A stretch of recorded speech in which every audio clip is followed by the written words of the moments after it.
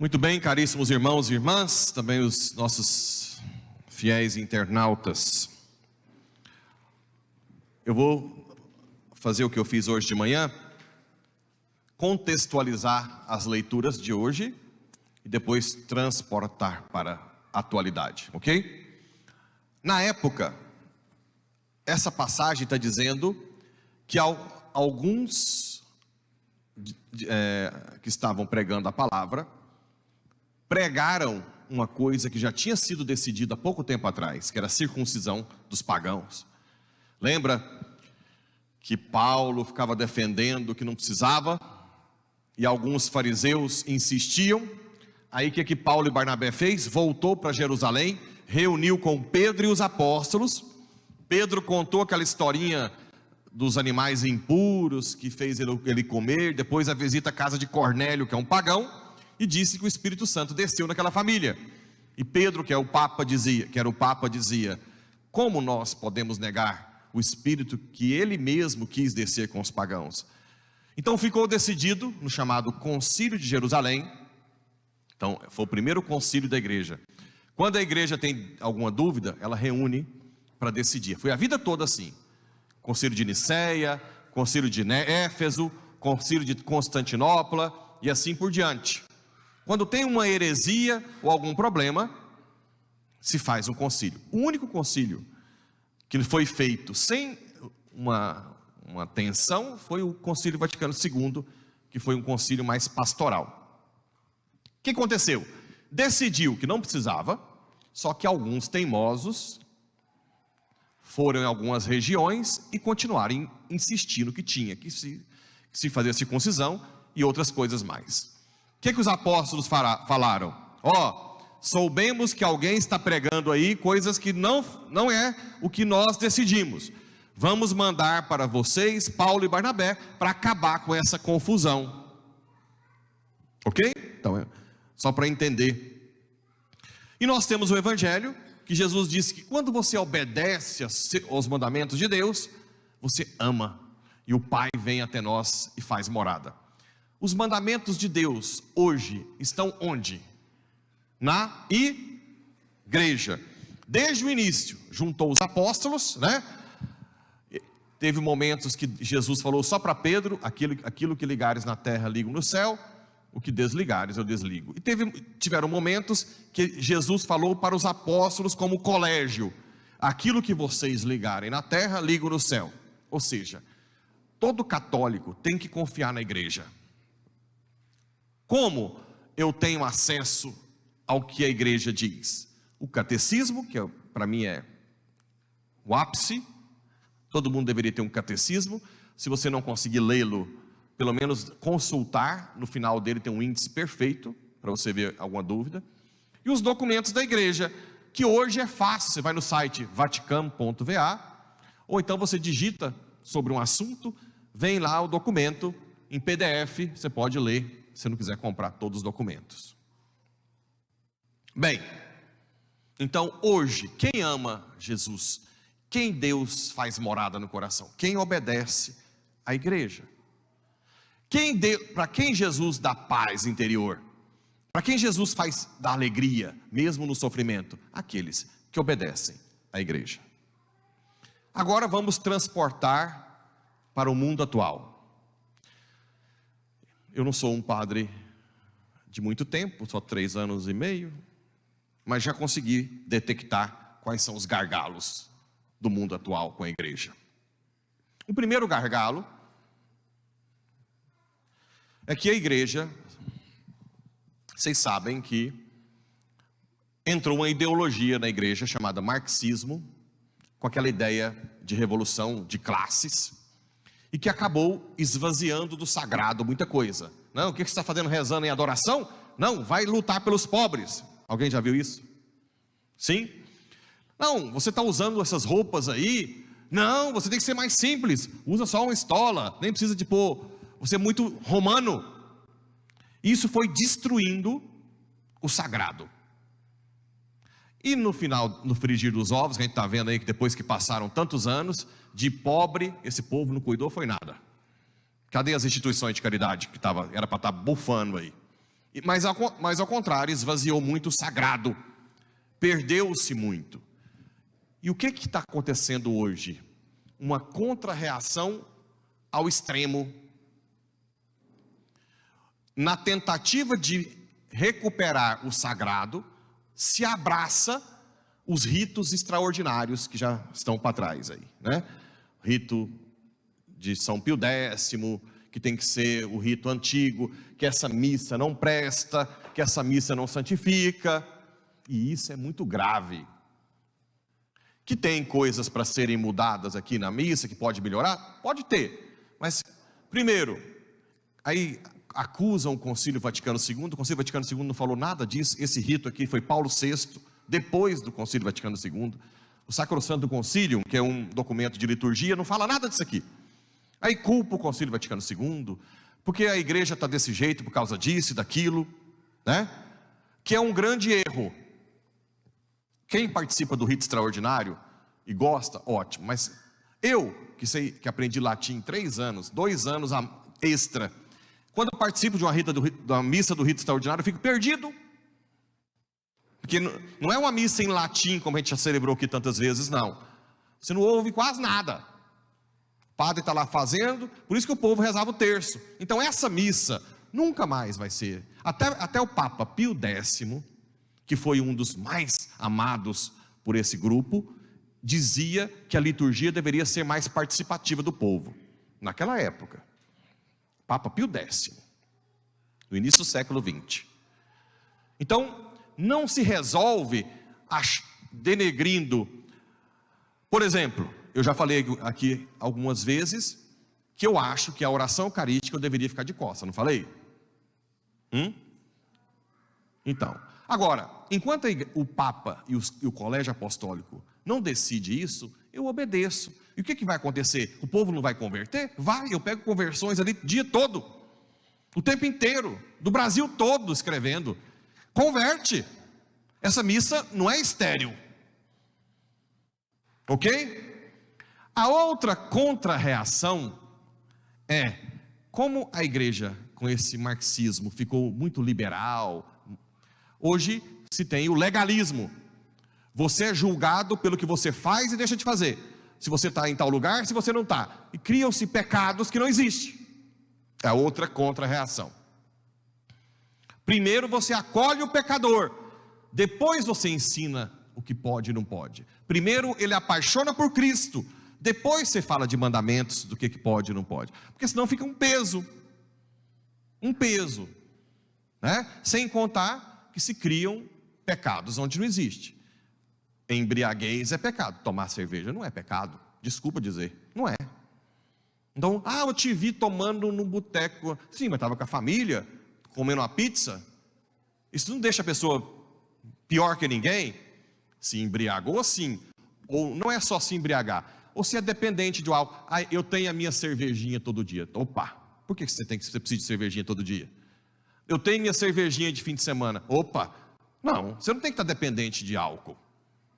Agora, uma vez ou outra, então criou-se as duas coisas que são erradas: a dizer que tudo que era no passado era bom e agora não presta, e o legalismo, que também, pronto, essa é uma ala que eu vejo que está dando muito problema hoje. Confia no que a igreja é hoje, como eu confio, e vejo os frutos, certo? Vejo os frutos.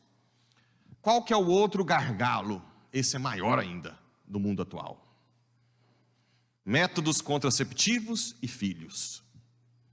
Parece que o povo de hoje teima em dizer que a igreja é retrógrada ao falar que métodos contraceptivos são de matéria de pecado grave, né?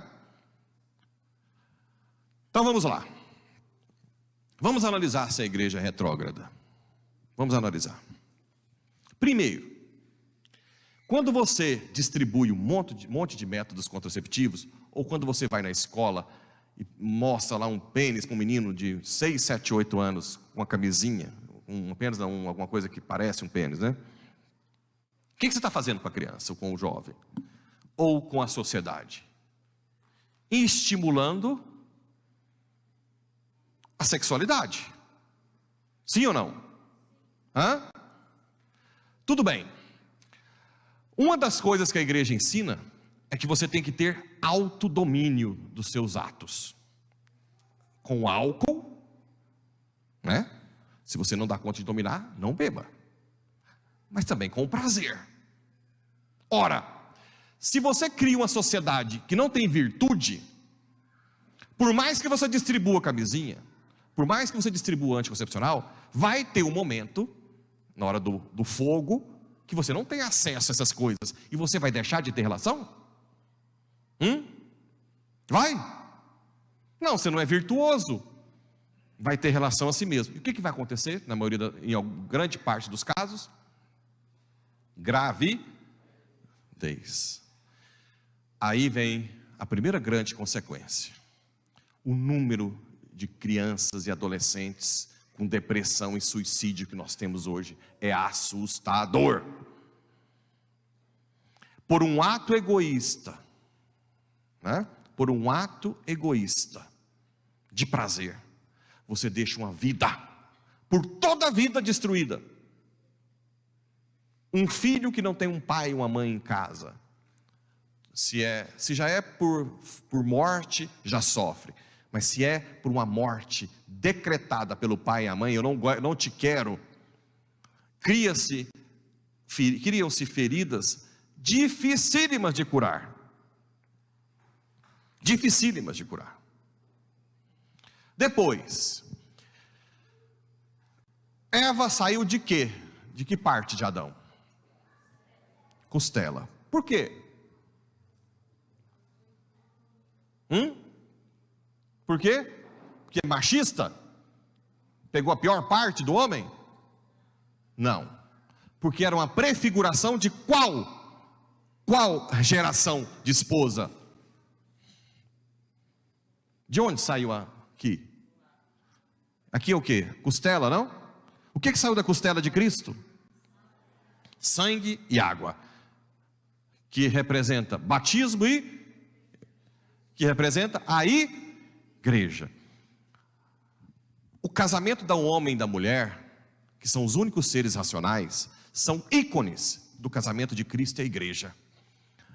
Deus prepara o povo judeu para o amor esponsal, por isso que chama Israel de minha esposa, que eu adorno, e quando ela trai, de prostituta, porque Deus prepara até que o filho encarna e casa, por isso as bodas de Caná.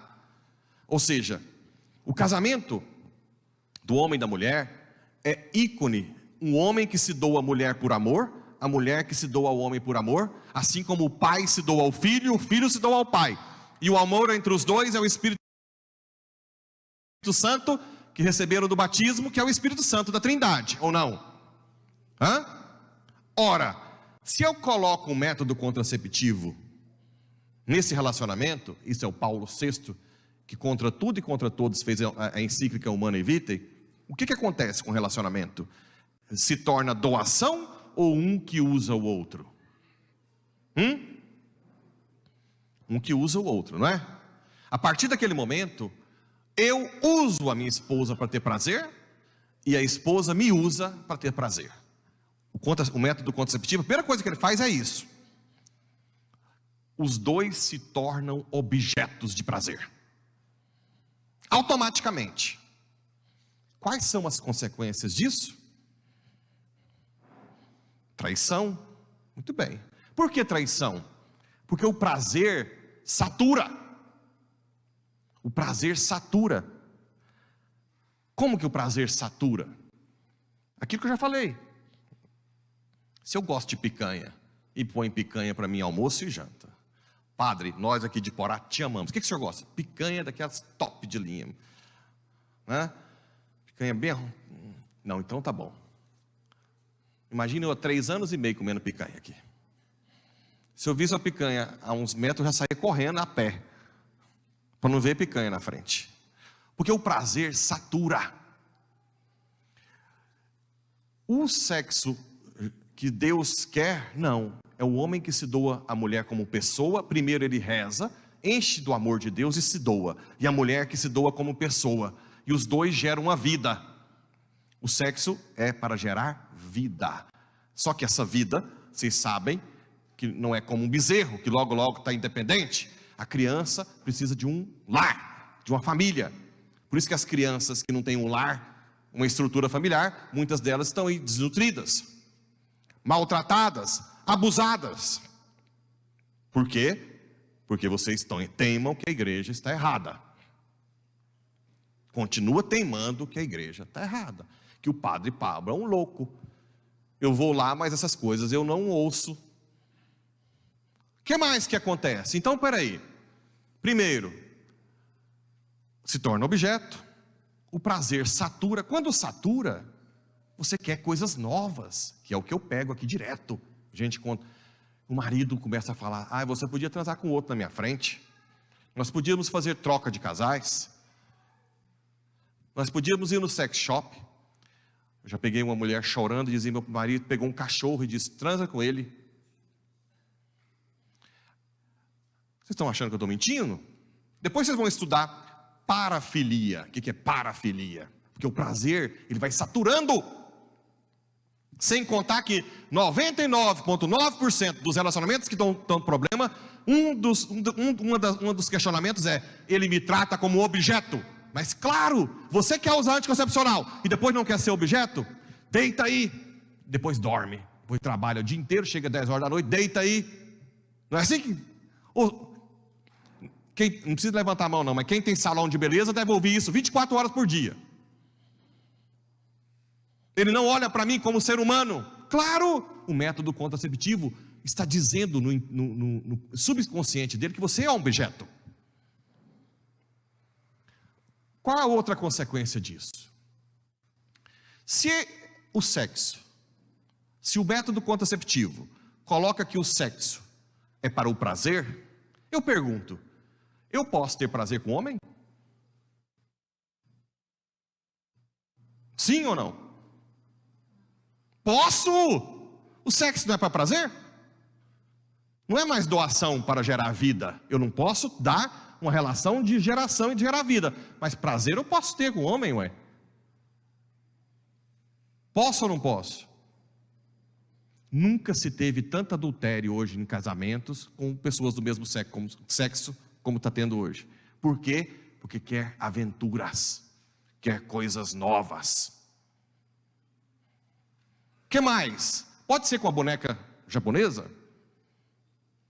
Pode ser sexo virtual? Se o sexo é para prazer, rompe completamente a doação recíproca para gerar vida. Acabou! Pode ser qualquer coisa. E esse qualquer coisa está acontecendo em Iporá, não em São Paulo e Nova York. Porque eu atendo frequentemente isso. Então, vocês brigam com a igreja, que a igreja é retrógrada, mas depois não quer receber chifre, não quer ser tratada como objeto, e estão nem aí quando as crianças estão se suicidando na adolescência, né? Vocês conseguem entender que a igreja está gritando que nós não somos objetos, que nós não somos puro animais, que o sexo não é simplesmente para prazer, não é questão de homofobia. Quando eu pego um homossexual que vem me pedir ajuda, não é questão de homofobia. Eu mostro para ele que ele não nasceu para sexo e afeto só. Ele nasceu para um amor maior, um amor de dar a vida. Não nasceu para ser objeto de ninguém. A vida inteira. Chega um jovem com 25 anos homossexual. Você vai ficar até os 80 só com sexo e afeto, meu filho? Você acha que você vai aguentar isso? Você nasceu para algo maior. Ah, mas no casamento, outra coisa que eu descobri como padre, vocês sabiam que grande parte dos casamentos hoje não tem relação sexual? Vivem por um ideal de amor familiar, que não tem em outros relacionamentos de prazer. Quando eu dou curso de noivo, eu sempre mostro um vídeo de um cara que cuida da esposa há 12 anos acamada com ela. Sabe o que é ela? Esclerose lateral amiotrófica, alguém já ouviu falar? Já? A pessoa vai se definhando. Hoje ela está lá com traqueostomia, e ele dizendo que é o homem mais feliz do mundo cuidando dela. Da onde que vem isso? De entender que a felicidade é um dom de Deus, que a doação que ela não é um objeto. Se ela fosse um objeto, já tinha largado há muito tempo. Há muito tempo. Ou se um casalzinho aqui, o mais bonito de Porá, a mais rica e o mais rico, geralmente é assim, né? Casam, termina o casamento, vai para Dubai, Maldivas, ou na ida ou na volta, quando está voltando de Goiânia, tem um acidente e um fica tetraplégico. E agora? E agora?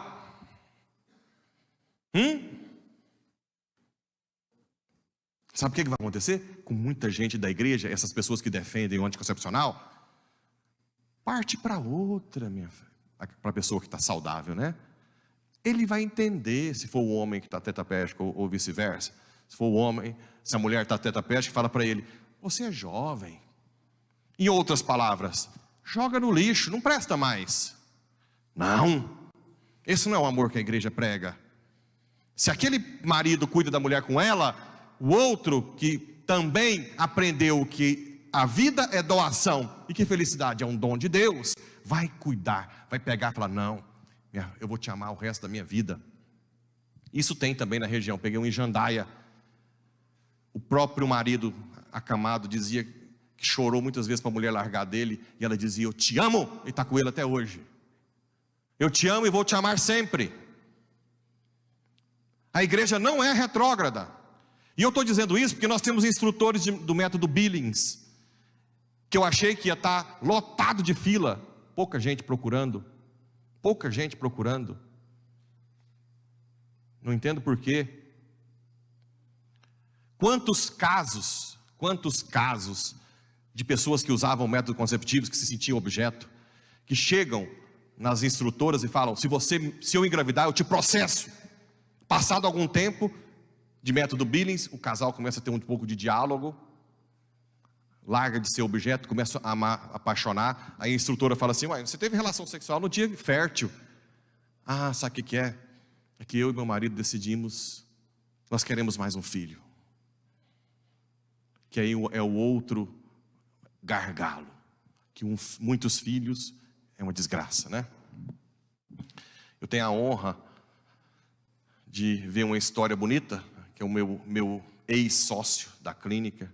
Ele fez residência comigo em São Paulo, depois ele foi para São Luís do Maranhão, casou em São Paulo, ficou 5 anos lá com a mulher, separou, não teve filhos. Depois ele foi para ser meu sócio em séries. Na época eu achei ruim, falei para Deus que eu não queria, mas ele insistiu. Eu pensei que ia afastar ele da esposa, só que era um casamento muito conturbado, sabia que ia dar nulidade.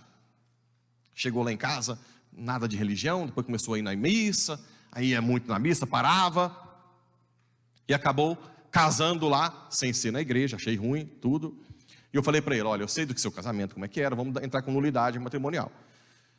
Ele entrou. Quando eu estava em Roma, chegou esse processo para eu ajudar ele, eu lembrava na época de São Paulo, escrevi tudo, conseguiu a nulidade, casou, tem 4 filhos, todas as gravidezes com problema, e adotou mais um agora, um menino maiorzinha. Os meninos todos criados pela mãe, assim, a mãe fica em casa, criados pela mãe, é lógico, né? A mãe fica em casa, ela dá homeschooling para eles, todos inteligentíssimos, amáveis. Ele gasta o tempo com os filhos quando chega da clínica, são hiper felizes, mais que qualquer outro. Sofre preconceito até da sociedade lá em séries. Para que tanto filho? E ele é muito, porque eu quero ser feliz, né? É o outro tabu que a igreja sofre hoje. Não é a igreja que é retrógrada. As consequências de desobedecer a igreja são dramáticas. Os casamentos estão destruídos, porque um método contraceptivo muda tudo. Tudo. Tudo. Claro que a igreja tolera, se a mulher quer parar e o homem fala que vai separar, a igreja tolera que vá usando, pelo menos a camisinha, porque o DIU, Mirena, é abortivo, viu? Se algum ginecologista falar que não é, manda vir falar comigo. Está mentindo para você. Depois, ginecologista não sabe método Billings, fala que não presta, mas eles não sabem. Manda eles vir aqui, que eu vou pegar as instrutoras, ver se eles sabem. Não sabem. Por Por isso que fala que não presta. O método Billings é mais eficaz do que a pílula. E além do mais, deixa de ser objeto. Nós temos instrutoras aqui, vamos formar mais instrutoras. Esses são os gargalos da igreja hoje, que eu vejo no meu dia a dia, que são os mais difíceis de quebrar, né? Aqueles que querem ser mais católicos que a igreja, e esses que batem na tecla, que foi uma profecia de Paulo VI, que ele foi massacrado pela Urbana Evita. Ele dizia: vocês vão ver que eu estava certo. E olha o que aconteceu com as famílias. Claro, só um adendo entre parênteses, claro que a igreja não é retardada. Quando diz que não deve usar método, é no casamento. Mas se seu filho não teve uma educação na virtude e vai para a rua aí para se prostituir, deixa aí de camisinha, claro, né? Eu não vou chegar na casa de prostituição e falar para as prostitutas: não, usa o método Billings, né? Pelo amor de Deus, vamos usar um pouco a razão. De vez em quando eu pego a mulher: e o meu filho, fala, você tem que fazer seu filho entender que sexo é para o casamento. Porque se ele tiver um filho que vai crescer a vida inteira com dor no coração, com depressão, querendo suicidar, como estão tendo muitos casos agora, né? Vocês visitaram agora, não foi? O menino que tentou suicidar 6 vezes. 6. E a última, o pai falou que a próxima vez é para pedir ajuda para ele, que ele ajuda o filho a suicidar. O menino que não olha olhou no rosto de vocês? Ele não olha no rosto. Mas aí vocês querem continuar brincando para ter prazer. O ser humano que tem uma dignidade para ir para o céu, simplesmente usado para ter prazer. Bem, espero que vocês reflitam um pouco. A igreja está aqui. Nós não estamos aqui para condenar. Repito, isso aqui eu falo como... Mas se você não consegue libertar disso, venha acompanhar conosco, com as instrutoras. Aprenda. Ninguém vai forçar você a nada, mas aprenda o método.